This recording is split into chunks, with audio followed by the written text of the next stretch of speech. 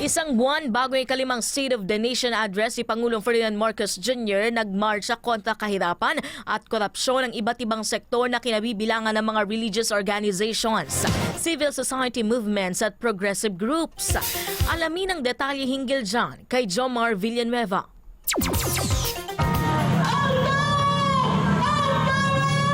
Sabay-sabay na tumulak sa EDSA People Power Monument ang libu-libong individual mula sa iba't ibang sektor. Para yan sa tinaguriang White Ribbon March kontra kahirapan, korupsyon at kawalan ng pananagutan. Nananatiling panawagan ng mga nakimarcha ang pagpapanagot sa mga sangkot sa flood control anomaly at iba pang katiwalian sa pamahalaan. Present sa marcha ang mga religious leaders, gaya ni Kidapawan Bishop Colin Bagaforo na lead convener ng Interreligious Leaders Council for National Transformation at White Ribbon Movement. Korupsyon ay kasalanan. Ang korupsyon ay pagnanakaw. Ang korupsyon ay pagtataksil sa taong bayan.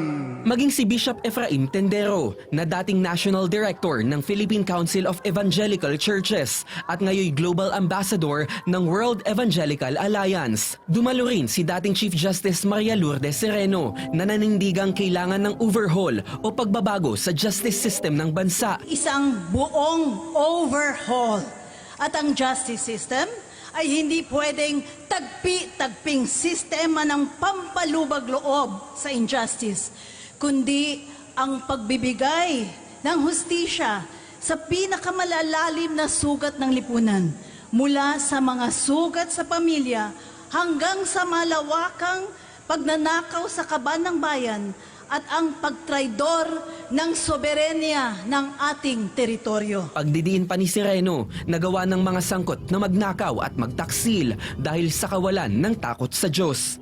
Bagay na binigyang halaga rin ni PCEC Vice Chairman of the Board of Trustees, Bishop Eli Mercado. Sa Philippine Council of Evangelical Churches, kami nananawagan ng isang radikal na pagbabago sa ating pamahalaan at sa ating lipunan. To the point na magkaroon ng tunay na pagsunod sa katotohanan, to the point na kailangan magkaroon ng tunay na katarungan ng mga maliliit, mahihirap ay hindi pinagwawalang kahala, kundi talagang binibigyan ng tunay na katarungan. Samantala, generally peaceful and orderly ang nangyaring White Ribbon March nitong linggo.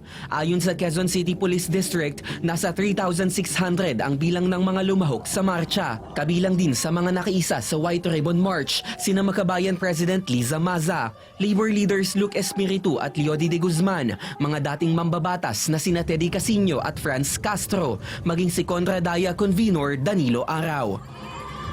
Jomar Villanueva, Newslight.